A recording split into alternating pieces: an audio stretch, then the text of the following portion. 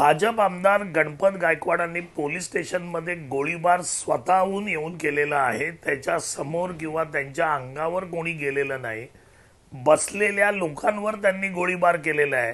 हे दिसत असून सुद्धा भाजपचे प्रदेशाध्यक्ष बावनकुळे साहेब जर असं म्हणत असतील की याची चौकशी करायला पाहिजे, बघायला पाहिजे, त्यांच्या जीवावर उठलंय का, याच्यावरून भाजपची मानसिकता दिसून येते।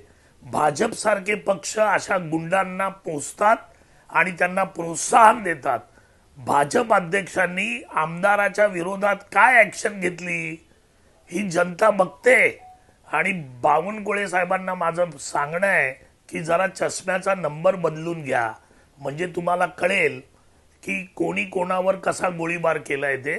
आणि असं बोलायला ज्यावेळी अख्खी जनता महाराष्ट्र बघतोय, शाहू फुले आंबेडकरांच्या या महाराष्ट्रामध्ये, छत्रपती शिवाजी महाराजांच्या या महाराष्ट्रामध्ये अशा प्रकारची गुंडगिरी होत असताना जर तुम्ही गुंडाची बाजू घेऊन बोलत असाल तर भाजपच्या प्रदेशाध्यक्षांना लाज वाटायला पाहिजे, असं आमचं मत आहे।